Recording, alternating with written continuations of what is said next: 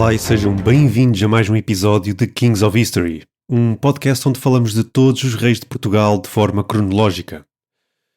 No último episódio percorremos o reino com Dom Dinis à frente dos entendimentos com Roma e terminamos em grande com um dos tratados mais importantes na história da Península Ibérica, o Tratado de Alcanises. Hoje vamos olhar para o rescaldo do Tratado de Alcanises, na vida familiar do irmão do monarca e como esta escala novamente para um conflito entre os dois. Mas vamos terminar em grande, com uma ideia ambiciosa do monarca que marcou a história portuguesa para sempre. Mas antes de avançarmos, gostaria de lembrar a todos que podem ouvir todos os episódios até agora lançados através do nosso website kingsofhistory.buzzsprout.com e que também nos podem seguir nas redes sociais para estarem sempre a par de quando lançamos episódios e muitas outras coisas. Queremos dar as boas-vindas ao nosso novo patrono, Domingos Ferreira. Muito obrigado pelo teu apoio. Não se esqueçam que o script deste e de todos os outros episódios encontram-se disponíveis para os nossos patronos duques e duquesas e para tiers superiores. Se ainda não nos apoias e gostarias de contribuir para o nosso Café Real, passa por patreon.com/kingsofhistory e escolhe um tier à tua medida. Vamos então continuar a nossa história. Como falámos, o último episódio terminou com o Tratado de Alcanises, o tratado que definiu a fronteira mais antiga entre dois estados que ainda subsiste. Mas deste tratado não resultou apenas esta definição territorial entre Castela e Portugal. Foram também debatidos outros tópicos de extrema importância. Nestes temas está incluído o casamento de Dona Constança, princesa de Portugal, com Fernando IV de Castela, que, apesar de estar tecnicamente resolvido e assinado, já desde o tempo de Sancho IV de Castela, era um assunto delicado que andava na corda bamba das tensões políticas anteriores, mas que agora pareciam aparentemente resolvidas. O casamento do infante herdeiro de Portugal, Dom Afonso, filho de Dom Dinis, com a infanta Beatriz de Castela, irmã de Fernando IV, foi também tema neste tratado. Ou seja, depois deste tratado, para além de uma definição mais rigorosa da fronteira entre o Reino de Portugal e de Castela, Dona Constança de Portugal, com cerca de 7 anos, viaja permanentemente para Castela e Beatriz de Castela, com apenas 4 anos, para Portugal. Dos territórios que foram trocados entre os dois reinos, há um que salta à vista, muito por causa da rápida difusão de informação através da internet e muito por causa da cultura popular portuguesa. Olivença. Olivença, que tema sensível no debate popular português. Verdade é que esta terra passou para a posse de Portugal com este tratado e assim permaneceu durante vários séculos. Mas como muitos sabem, esta terra ainda ia dar muito que falar. Daqui até Viena, envolvendo ramos de laranjeira e polémicas com ministros da defesa. Uma terra cuja devolução estava prometida, mas nunca foi cumprida. Bem, mas se tudo correr bem, lá chegaremos para contar a sua história. Após a assinatura deste tratado e da redefinição das fronteiras entre Portugal e Castela, várias localidades mudaram de soberania. Isto levantou uma questão importante. Os privilégios anteriores destas terras iam manter-se? É aqui que entra um pacto assinado pelos bispos no dia seguinte à assinatura do tratado, a 13 de setembro de 1297. Este pacto entre bispos visava precisamente garantir que os direitos e privilégios eclesiásticos, conhecidos como foros, seriam respeitados, mesmo após a mudança da fronteira política. Ainda sobre este tratado, podemos referir duas coisas. A primeira é que parecia existir uma genuína vontade de ambas as partes em caminharem para um entendimento comum quanto às questões políticas em que se envolviam. A segunda é que Dom Dinis saiu muito mais beneficiado que Fernando IV neste tratado, dado que as disputas de alguns territórios fronteiriços importantes, que há muito eram cobiçados pela coroa portuguesa, ficavam agora nas mãos dos portugueses, terminando estas disputas de uma vez por todas. Muito bem, já conseguimos perceber que este tratado foi extremamente importante a nível de política externa.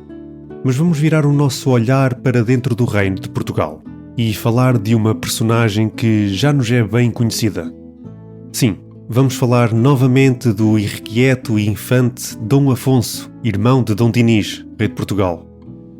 Já tínhamos visto que, depois dos últimos conflitos que levaram Dom Afonso a exilar-se em Castela, as relações entre ambos pareciam estar mais estáveis.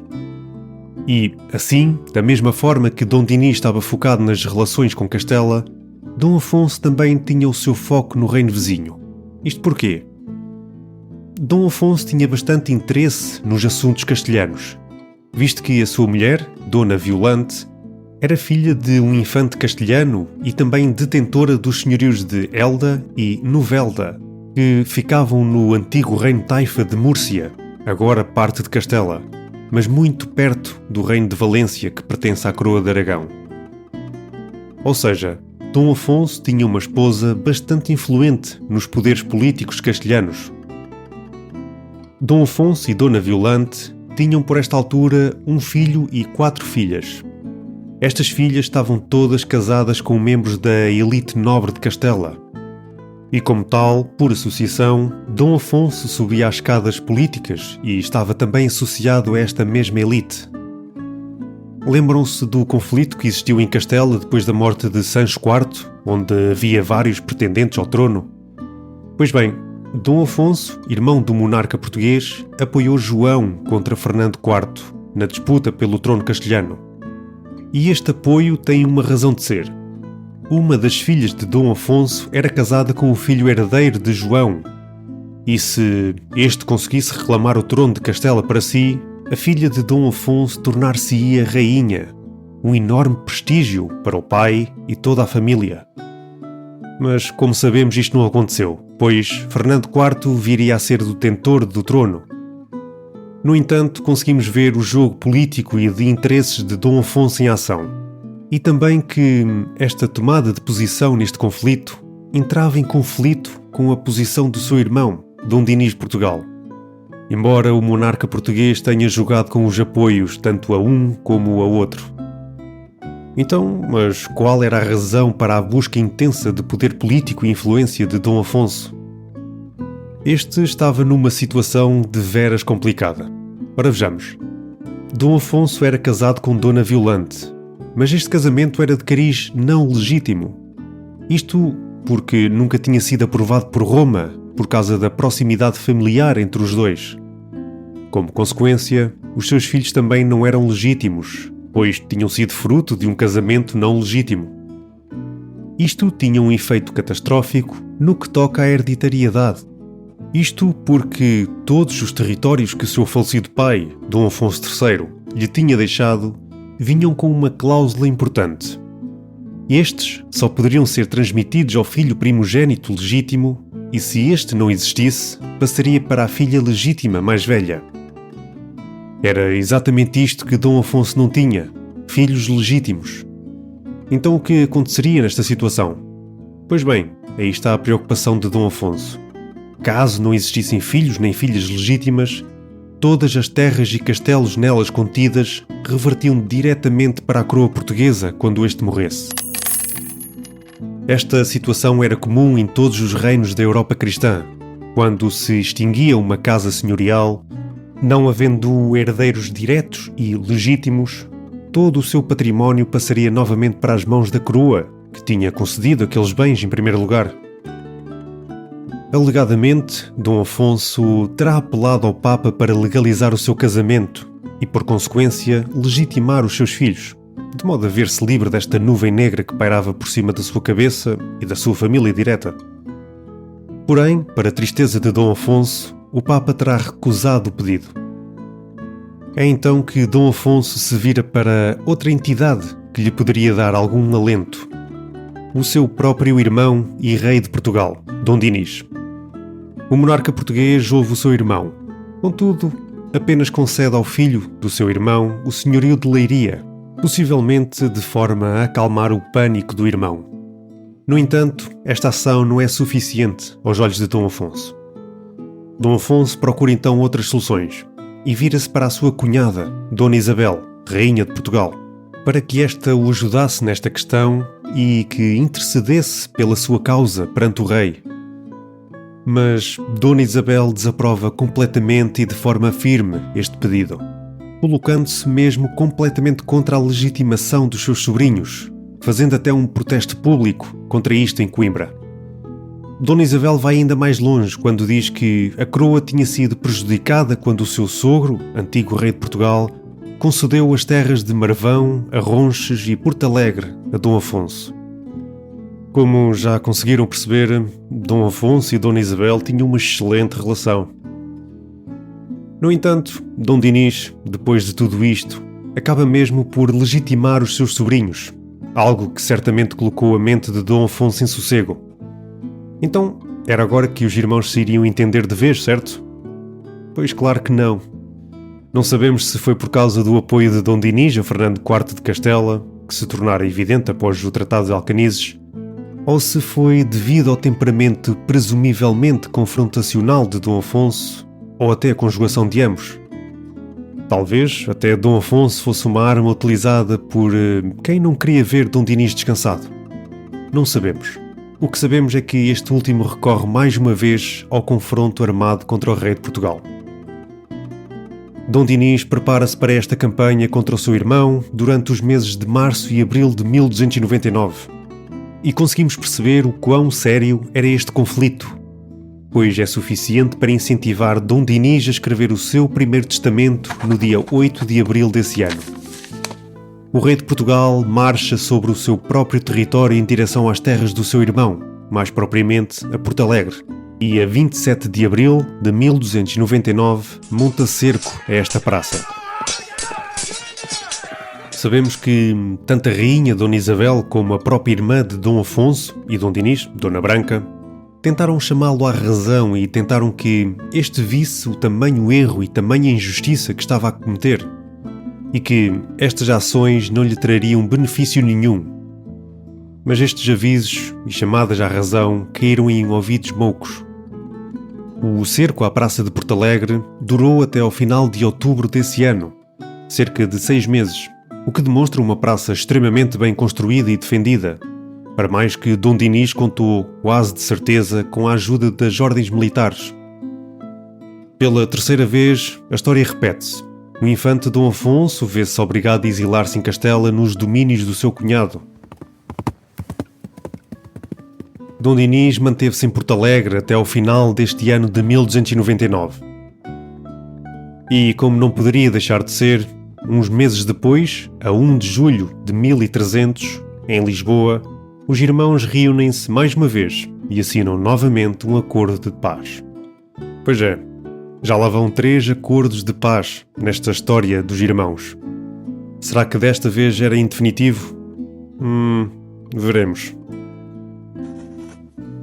Este acordo de pazes entre os irmãos resultou na entrega dos mesmos senhorios por parte de Dom Dinis ao seu irmão, nomeadamente os senhorios de Porto Alegre e Marvão. E em troca o rei português ficou com Sintra e Orém. Concordo com vocês. Isto é de facto uma ação muito generosa de um rei que poderia muito bem ter retirado as terras do seu irmão desobediente com toda a justificação do mundo. Ainda para mais, do ponto de vista económico, Dom Dinis ficou a perder, visto que os senhorios de Porto Alegre e Marvão eram muito mais rentáveis que Sintra e Orém. No entanto, ficavam perto da fronteira, conferindo-lhes uma importância estratégica que Dom Dinis sempre procurou conceder a gente que fosse da sua inteira confiança. Com esta situação resolvida, pelo menos por agora, voltemos as nossas atenções ao protagonista da nossa história. Durante estes últimos 21 anos de reinado, conseguimos verificar que Dom Dinis assume claramente uma postura adulta e verdadeiramente régia. Estes anos são repletos de movimentações, tanto militares como sociais e políticas, tanto dentro como fora do reino, que eventualmente culminaram numa expansão de território com o Tratado de Alcanises. Tudo isto é apenas possível com uma economia bem assente, estável e crescente. Durante todo este período, a política interna de concessão de forais manteve-se ativa e constante, continuou também a ser produzida legislação destinada a tomar as terras mais produtivas e rentáveis. Prova disso é a criação de 44 novos concelhos, bem como o Condado de Barcelos, cujo primeiro conde foi Dom João Afonso, mordomo-mor do rei. Temos que destacar ainda o incentivo que era dado à fixação permanente dos senhores nas suas terras, através de contratos perpétuos e hereditários, promovendo não só a estabilidade, mas também o desenvolvimento e a proteção desses territórios. Já na Casa dos 40, Dom Dinis mantinha uma preocupação constante com a preservação de espécies de flora em terras pertencentes à coroa, como o sobreiro e a azinheira. O rei interveio várias vezes através de legislação específica para proteger as referidas árvores, reconhecendo o seu valor económico e estratégico para o reino. Mas a sua atenção não se limitava à botânica. Já desde o início do seu reinado, demonstrava interesse na exploração de recursos minerais, como ferro, ouro, cobre e mercúrio, e incentivou a criação de minas através de contratos estabelecidos com mineiros. Isto era, na verdade, um trabalho que já vinha do reinado do seu bisavô, Dom Sancho I, e que Dom Dinis procurou continuar a desenvolver. Os esforços do monarca português para o desenvolvimento do reino não se ficaram por aqui. Este incentiva a criação e desenvolvimento da atividade do comércio interno na forma de feiras, algo que servia não só de estímulo económico, mas também para o povoamento de locais mais isolados. Mas o incentivo não se limitou ao plano interno. Foram também estabelecidos acordos para proteger comerciantes portugueses com residência no estrangeiro. Estes entendimentos foram feitos com reinos como o de Inglaterra e o de França, com a região de Flandres e, de uma forma mais ampla, com todo o espaço mediterrâneo, aproveitando as boas relações com a coroa de Aragão. Até no norte da Europa se procurou garantir condições favoráveis numa estratégia clara de fortalecimento do comércio externo português. Todas estas diligências e esforços do rei e da sua cúria para um desenvolvimento sustentável e eficaz do reino não se limitavam a enriquecer os cofres da coroa, embora estes estivessem bem recheados. Este desenvolvimento potenciou também um enorme empreendimento relativamente à construção, à reabilitação e ao reforço de estruturas defensivas do reino. Talvez o maior empreendimento de sempre, sendo que o Alentejo, as Beiras e Trás-os-Montes foram as regiões mais beneficiadas devido às suas localizações estratégicas e também como preparação para o que poderia vir a acontecer ainda nas vésperas do Tratado de Alcanizes. O rei, de modo a equilibrar a renovação das infraestruturas militares, também viu necessário o desenvolvimento do saber teológico e jurídico, aspecto este essencial ao reino. Mas, antes de falarmos mais sobre este assunto, deixem-nos contar duas lendas, uma delas já referida no primeiro episódio sobre este rei. A primeira é muito breve. Numa caçada no termo de Beja, enquanto praticava falcoaria com o seu falcão favorito, a ave cai sem vida. Dom Dinis, perante isto, pede auxílio divino e, segundo a lenda, o falcão ergue-se novamente, como se tivesse sido chamado de volta à vida. A segunda é mais intensa. Terá acontecido possivelmente em novembro de 1294, como aponta José Augusto Pizarro. Durante uma caçada em São Pedro de Pomares, junto às carpas rochosas do Guadiana, o rei cruza-se com um urso temido em toda a região pela sua ferocidade. Dom Dinis lança-se na perseguição, cavalgando por um vale estreito e sombrio onde o animal se refugiou. O silêncio é tenso. Subitamente, o urso investe e o cavalo é derrubado. O rei cai no chão e a fera coloca-se sobre ele, pronta a desferir o golpe final. Face à morte iminente, Dom Dinis recorda São Luís, bispo de Toulouse, homem de fé e de caridade, e implora a sua intervenção. Neste mesmo instante, segundo a tradição, o santo surge-lhe em visão e ordena-lhe que empunhe o seu punhal. Com um último esforço, o rei crava a lâmina no animal, uma e outra vez, até que o urso cai sem vida. Depois deste dia, a devoção de Dom Dinis a São Luís tornou-se profunda e visível, mandando erguer uma capela em sua honra no mosteiro de São Francisco de Beja. Tivessem ou não estes supostos episódios de influência direta, a verdade é que Dom Dinis já há muito planeava a construção de um mosteiro feminino que pretendia entregar à Ordem de Cister. O local escolhido foi Odivelas, a norte de Lisboa, onde o rei possuía várias propriedades. Foi aí que, a 27 de fevereiro de 1295, na presença do rei, da rainha e dos seus filhos infantes, se fundou o mosteiro de Odivelas, numa cerimónia solene, onde Dom Dinis assinalou o início da obra com o lançamento da primeira pedra por ele próprio. Especialmente em honra e louvor de remissão dos nossos pecados e dos nossos sucessores, fundamos e fazemos de novo em a nossa Câmara de Morada, que nos havíamos no termo da nossa cidade de Lisboa, no lugar que é chamado Odivelas. A conclusão desta empreitada deu-se 10 anos mais tarde, em 1305, e relatos contam que era um edifício imponente. Dizemos isto pois, infelizmente, este mosteiro foi completamente destruído pelo terremoto de 1755, mas eventualmente reconstruído de raiz. Iremos mais tarde falar da importância deste mosteiro. Depois de falarmos da vertente teológica, no que toca à criação de novas infraestruturas do reino, avancemos agora para aquelas que viriam a sustentar o campo jurídico.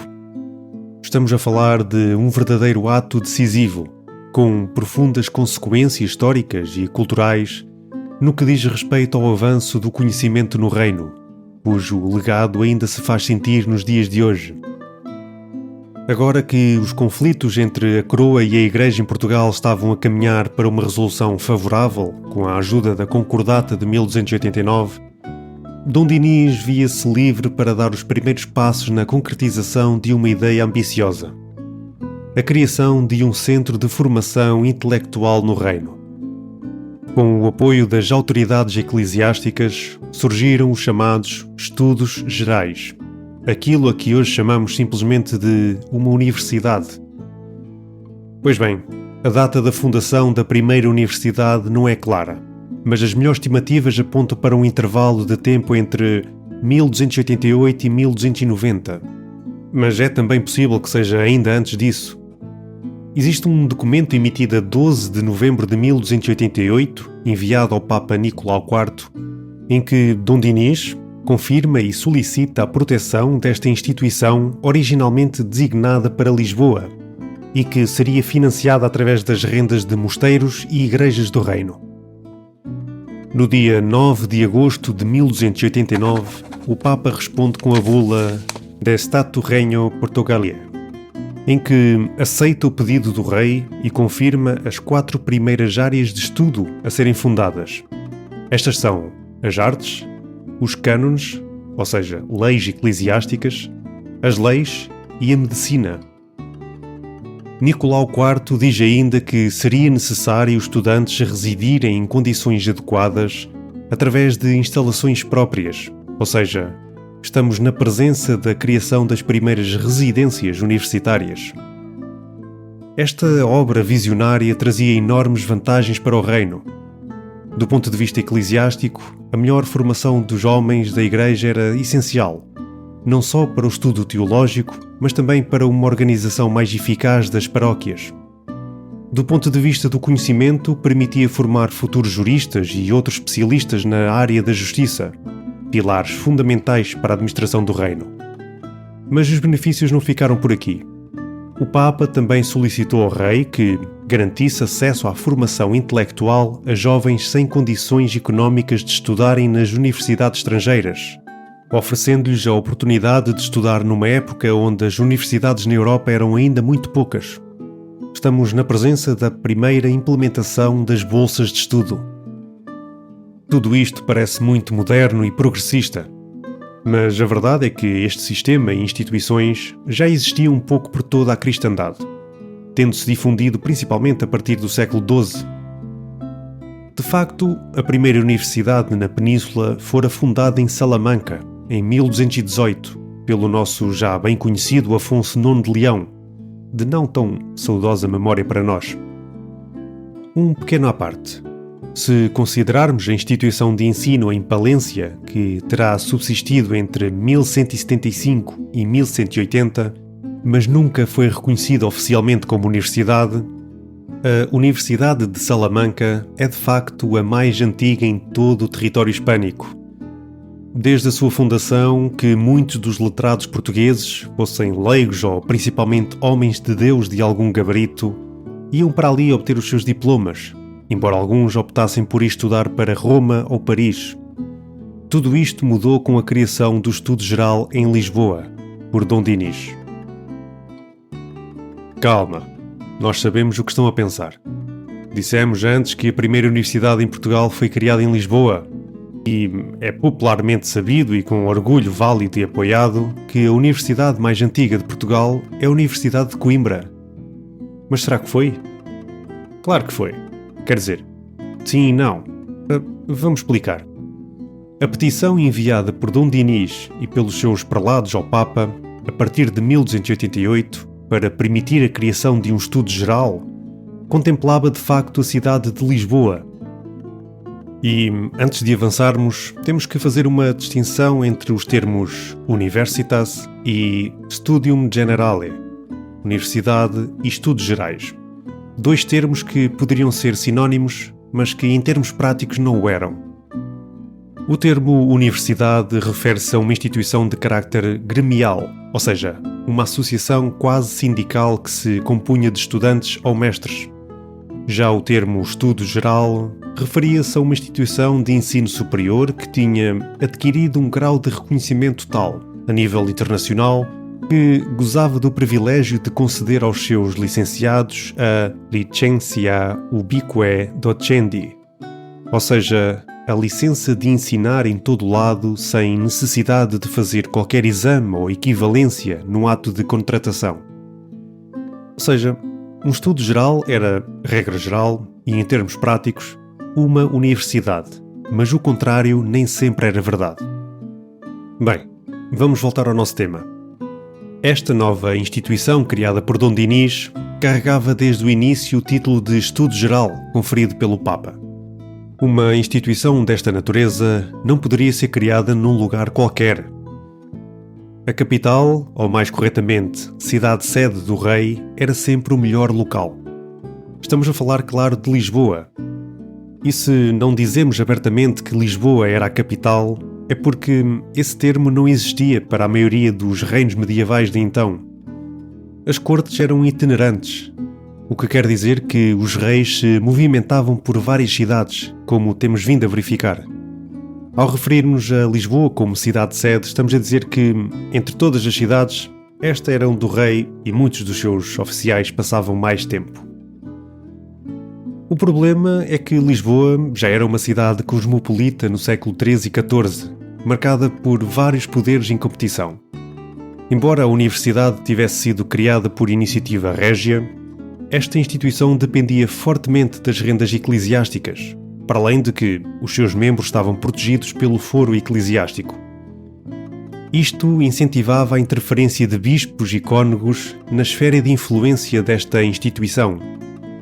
A somar tudo isto, havia ainda outro problema. Um muito real para qualquer pessoa que tenha passado direta ou indiretamente pela vida académica.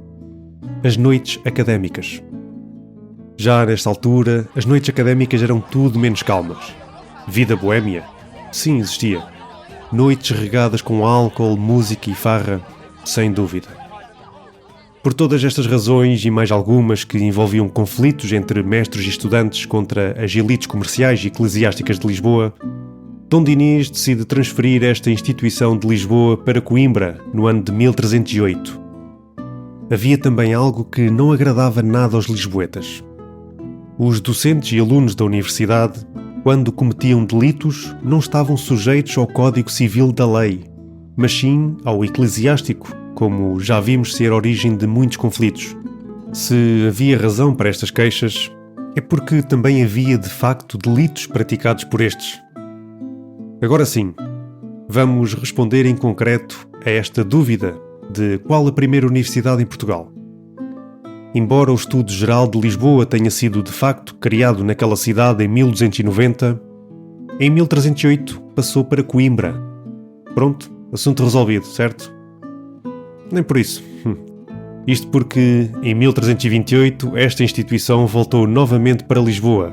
E a partir daqui vemos um período de alternância entre aquelas cidades que só terminou em 1537, quando o rei Dom João III fixou a universidade definitivamente em Coimbra. Atenção, estamos a falar em mudar a instituição em si de lugar. Ninguém andava a carregar edifícios de um lado para o outro. Concluindo o nosso pensamento, foi Dom João III que fixou a Universidade de Coimbra nos passos reais daquela cidade, onde agora se encontra a reitoria, a cabra, o paço das escolas e, claro está, uma estátua deste monarca e não a de Dom Dinis. Se quiserem encontrar uma estátua de Dom Dinis no campus universitário, terão de caminhar umas centenas de metros para leste, em direção à Praça Dom Dinis, pois no verdadeiro centro daquela instituição está o monumento em homenagem ao rei que acabou de uma vez por todas com esta dança académica entre Lisboa e Coimbra, Dom João III. Terminamos assim o nosso 5º episódio dedicado a Dom Dinis. Conseguimos ver o rescaldo do Tratado de Alcanises, um pouco sobre a vida familiar de Dom Afonso, irmão do monarca, e como os seus problemas acabaram por escalar para mais um braço de ferro com o rei português. No final, como já nos têm habituado, estes fazem as pazes e fica tudo bem, pelo menos por agora. Referimos também como Dom Dinis, com um reino que podemos dizer estar em velocidade de cruzeiro, com uma economia desenvolvida e uma política forte, tanto interna como externa, se volta para o enorme empreendimento relativamente à construção, à reabilitação e ao reforço de estruturas defensivas do reino, que iriam eventualmente culminar numa ideia ambiciosa, a primeira Universidade de Portugal. Vemo-nos no próximo episódio. Até lá, um bem-aja a todos.